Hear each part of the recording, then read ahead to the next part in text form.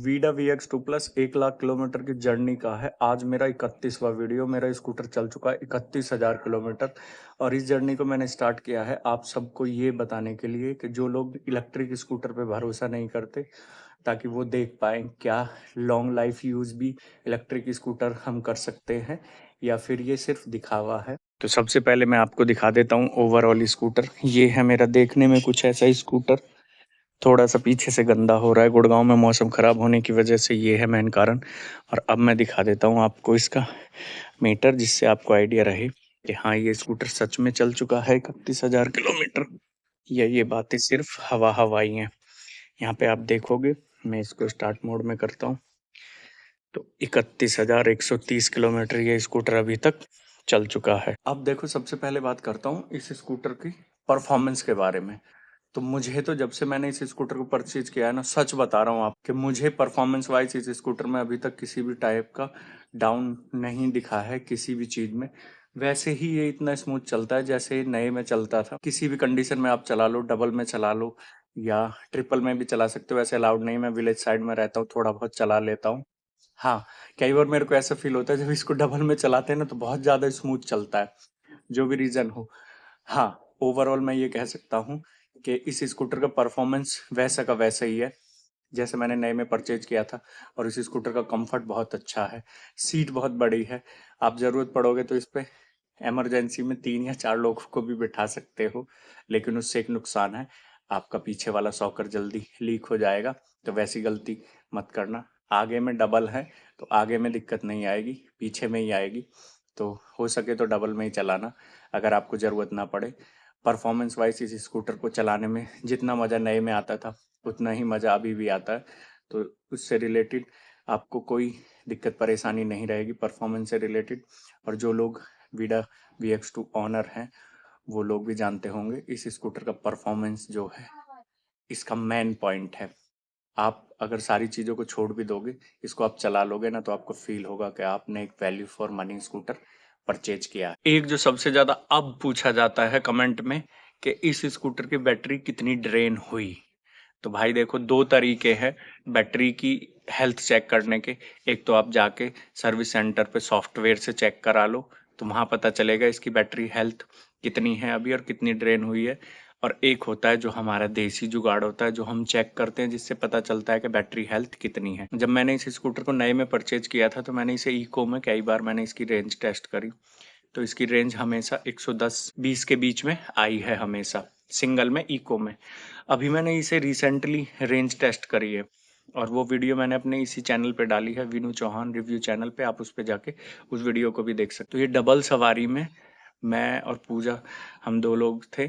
Speed रखी है हमने 50-55 के बीच में और राइड मोड में हमने इसे चेक किया है तो 55% बैटरी में इसने रेंज निकाली है 50 किलोमीटर की, जो कि एक बहुत बढ़िया रेंज निकल जाती है।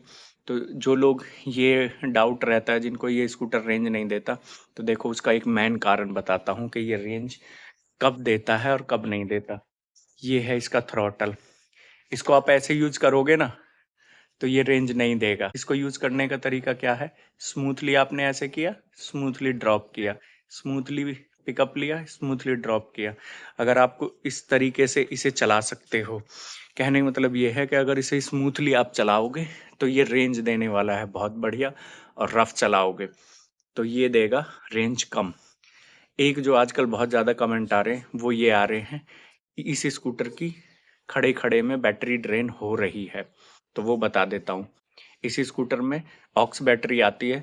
ऑक्स बैटरी जो चार्ज होती है वो अपनी मेन बैटरी से ही होती है, जो 2 बड़ी बैटरी हैं। अब जब इसे आप सिग्नल पे ऑन छोड़ोगे, अब मान लो 3 मिनट तक सिग्नल पे खड़ा हुआ है, तो हो सकता है 1% बैटरी ड्रेन हो जाए। तो ये चीज़ तो इसमें है, डिसएडवांटेज आप कह सकते हो। लेकिन हाँ, अगर इस स्कूटर को ऑफ करके आप छोड़ दोगे, तो भाई मैंने 2 दिन तक इसको चेक किया है, 2 दिन में इस स्कूटर की बैटरी 1% भी ड्रेन नहीं हुई है। तो बैटरी ड्रेन से रिलेटेड ये है कि हाँ, अलग-अलग कंडीशन में इसकी बैटरी ड्रेन होती है। अगर आप ऑफ करके रखोगे तो बैटरी ड्रेन नहीं होती है। ओवरऑल जो है रेंज इस स्कूटर की अभी भी ज़बरदस्त है। मैं ये कह सकता हूँ अभी इसकी बैटरी ड्रेन नहीं हुई है। अब जो एक टॉपिक आता है वो आता है फास्ट चार्जिंग नेटवर्क। पहले फास्ट चार्जिंग नेटवर्क पे पैसा नहीं लगता था, अभी लगता है, और वो लगना भी तय था। जब मैंने परचेज किया मुझे भी पता था ये पेमेंट लगेगी। उसका रीज़न मैं बता देता हूँ। जब आपके पास कस्टमर बेस कम होता है तो कंपनी चाहती है कि हम ऐसी चीज़ें दें, फ्री की चीज़ें, जिससे हमारी तरफ कस्टमर आए और हमारा कस्टमर बेस बढ़े। तो वीडा V1 और वीडा V2 प्रो जो मॉडल थे, उनमें कस्टमर ने बहुत ज़्यादा उस स्कूटर को परचेज नहीं किया। तो उस टाइम पे फ्री फास्ट चार्जिंग नेटवर्क था। जैसे ये वीडा VX2 प्लस आया, इसकी सेल इतनी ज़्यादा हुई, एथर ग्रिड और वीडा ग्रिड पे इतना ज़्यादा ट्रैफिक रहने लग गया ना फ्री की चार्जिंग की वजह से, कि जिनके आसपास जो चार्जर नेटवर्क था वो भी अपना घर नहीं चार्ज कर रहे हैं। वो भी कहाँ चार्ज कर रहे हैं? फास्ट चार्जिंग नेटवर्क पे। क्यों? कि उनके मान लो 3 यूनिट ही तो कम जेब से जाएगा पैसा, तो 20-22 रुपया भी वो बचाने के लिए वो कहाँ कर रहे हैं, उनको रनिंग भी बहुत ज़्यादा नहीं है, 60-65-70 किलोमीटर, वो भी उसको फास्ट चार्जिंग नेटवर्क यूज कर रहे हैं। इस कंडीशन में क्या हो रहा था, फास्ट चार्जिंग नेटवर्क जो है बहुत ज़्यादा मेंटेनेंस ले रहे थे, जिससे दोनों कंपनियों का नुकसान होने लग गया। सबसे ज़्यादा नुकसान हो रहा था एथर ग्रिड को। लोग इसको 2 बार 3 बार भी यूज कर रहे हैं और उसके बाद फास्ट चार्जिंग नेटवर्क में घुसेड़ दे रहे हैं जबरदस्ती। स्कूटर कह रहा है फोर स्टॉप, नहीं मान रहे, फिर घुसा दे रहे हैं। तो उस कंडीशन में जब बैक टू बैक ऐसा करते हो तो सॉफ्टवेयर है वो हैंग हो जाता है। जो फास्ट चार्जिंग नेटवर्क की गन थी वो जलने लग गई। अब एक गन बहुत महंगी आती है।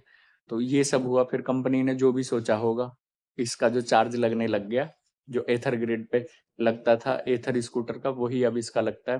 तो अब क्या है, अब फास्ट चार्जिंग नेटवर्क जितने भी है ना, सब फ्री मिलते हैं। जिसको जरूरत है 20% बैटरी की ना, वो 20% ही चार्ज करता है, क्योंकि जितना फास्ट चार्जिंग नेटवर्क पे ये स्कूटर 20% में जितना चार्ज लगने वाला है, उतने चार्ज में ये 100% चार्ज हो जाता है। नहीं तो मेरा जो शेड्यूल है अब, जब से पैसा लगने लगा, एक बार फास्ट चार्जिंग और एक बार नॉर्मल चार्जिंग, जिससे क्या है, इस स्कूटर की बैटरी हेल्थ भी बची रहेगी और मेरा पैसा भी ज़्यादा खर्च नहीं होगा। अगर मैं ये कहूँ कि 50 से 60 रुपये मैंने डेली से चार्जिंग में यूज़ करे और 20 रुपये मेरा घर चार्ज हो जाता है, तो तकरीबन 80 रुपये, मैं मान लेता हूँ 100 रुपये में मैं ये स्कूटर को मैंने चला लिया 150 किलोमीटर। ठीक है, बाइक के मुकाबले बहुत सही है और सस्ता भी है। मेंटेनेंस खर्चा इस स्कूटर में ना के बराबर आता है। तो मैं ये कह सकता हूँ ओवरऑल 31,000 किलोमीटर चलाने के बाद कि आप इस स्कूटर को परचेज कर सकते हो। बहुत अच्छा है अपने यूज़ के हिसाब से।